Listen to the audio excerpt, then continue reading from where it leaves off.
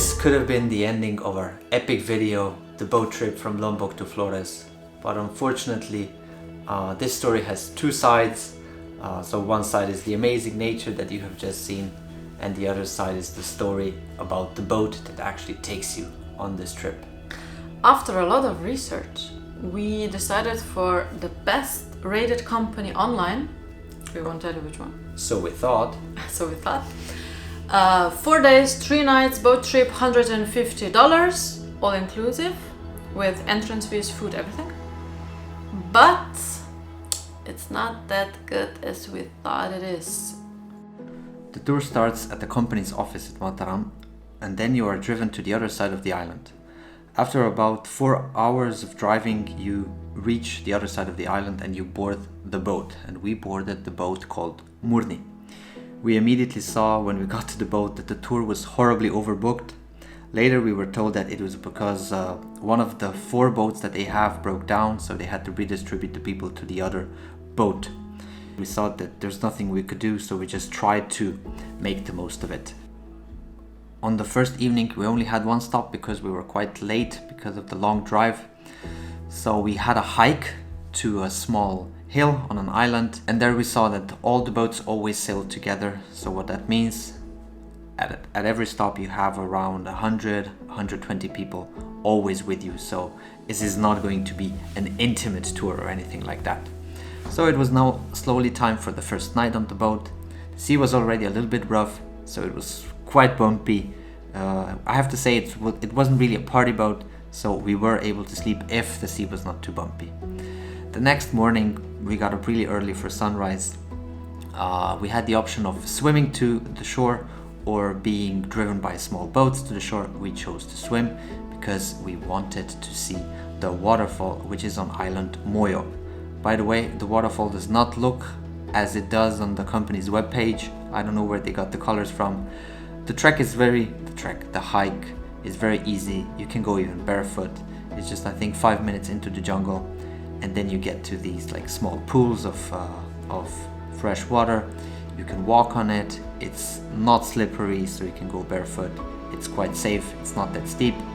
So I would recommend to go up, just to go over the first waterfall, because there you can actually then walk to a small pool. You can play Tarzan a little bit. You can jump into the pool and just enjoy some time on land. That was the waterfall. Definitely the highlight of the tour so far. Now I think the plan is to sail for the entire day. The sea is quite rough. We both already got a little bit seasick. Let's hope for calm seas. And off we were. It started very easy on the tummies. The sea was smooth, but then minute by minute it got bumpier and bumpier. It helped a lot that we had a swimming break along the north shore of Sumbawa. We were able to jump in, swim, just relax in the water a little bit. And then it got really bad in the afternoon, in the evening, and at night. We couldn't eat. Half of the boat was sick, so we were just waiting for those 16 hours to pass. But the next morning, thank God, we had a beautiful sunrise. Everyone was excited and happy that they were not sick anymore, because we already arrived at the Manta point. But unfortunately the Mantas were really deep, so as you can see, the video is not really the best because they were just too far away from us and we couldn't dive that deep.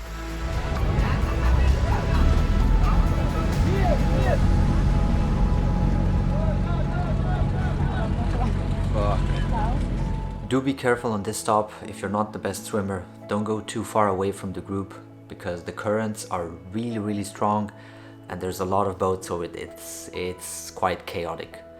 Then we were already on our way to one of the highlights of the entire trip, to see the Komodo Dragons. Now the sea was smooth, so we were finally just able to enjoy the trip. After 2 very bumpy days, we arrived to Komodo. See the dragons. Let's hope to see them. The entrance fee is already included, so you don't have to worry about that. You will be assigned a guide, and he's basically your protection against these giant lizards that can grow up to 3 meters and they can weigh up to 70 kilo. Lombok, Lombok. There's Simona Pazzi. Just go slowly, slowly. This is close. Jaga sini. Simona Pri. Simona Pri. Stay with the group, don't wander off, and just marvel at these majestic animals.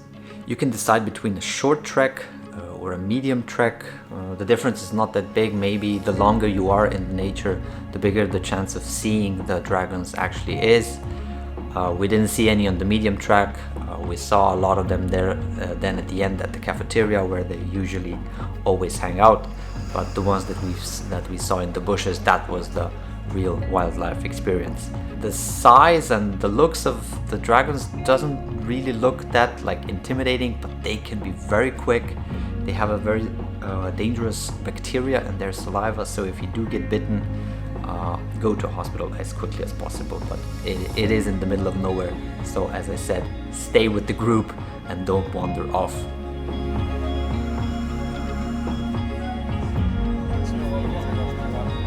After seeing the dragons, it's time for The pink beach. So let's see if the pink beach is really pink. It actually is. The beach is pink. It's because of red corals, and they have these small red particles, and together with the white sand they form this pink color. We could also snorkel on the beach. It was quite nice, a lot of fish. Maybe the water was a little bit murky. The currents were not too strong, so it was a very enjoyable time. On the beach itself, you can also go to two viewpoints. We chose the smaller one because, as you can see, we did not bring shoes. From there you get a very nice view over the entire beach. The beach is not that crowded because you can only get there by boat, so everyone can find a nice sun tanning spot for themselves. At this point, everyone started to really enjoy the tour because we knew that all the worst part is behind us. Even the dolphins decided to join us, and they just swam with us a little bit, which is always a really nice company to have. It was time to sail close to Padar Island, where we would spend the night. This is, I think, for me, was one of my favorite parts of the entire trip because it was just like maybe us and two boats, and we had an amazing sunset. We already knew everyone on the boat. We enjoyed each other's company, and we were just able to enjoy a beautiful sunset. And then we had to get ready for a very early morning. I think we got up around 4 to catch the sunrise on Padar Island. It is very popular, I'm not going to lie, but it's quite big, so you can find a place for yourself where you can enjoy the sunrise. And with every second as it gets brighter, you see more of the island with these, I think, 3 beautiful white sand bays with mountains in the background. It just gets nicer and nicer with the more light that you get. You can take as many pictures as you want, you have enough time. Just so you know, the higher the sun gets, the less people are on the island, because then everyone just goes back. So if you wait a little bit, maybe you can take a picture with not that many people on it. After visiting Padar Island, we had to sail a little bit more, but the sea was not as rough as it was before. The currents were really strong, but only the boat struggled, we didn't, so it was a little bit easier. We followed a beautiful coastline. This is where I think everything balances out, because you're just rewarded with amazing views.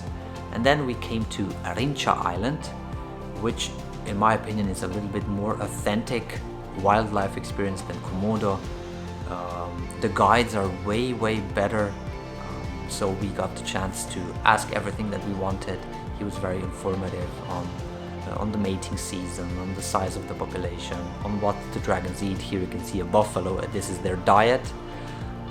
They also show us the nests.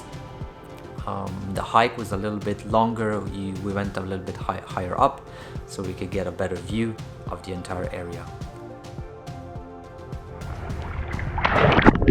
And this is already our last stop, our last beach, our last snorkeling spot.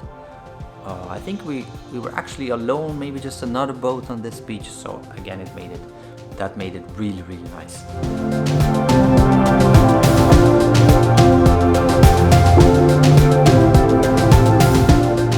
The 2 biggest downsides of this tour were the guide, who didn't speak any English, and of course the boat. We were told that there will be 25 to 30 people on the boat, but unfortunately there were 30 people just in this compartment where we slept, plus 8 people in the cabins and 5 of the crew. So there were more than 40 people on the boat, which made it very, very crowded with absolutely no space to do anything actually. I'm not the tallest and I couldn't even really stretch my legs when I slept. 2 toilets, yeah, you just had to get used to it. In 4 days you're gonna have to go, trust me.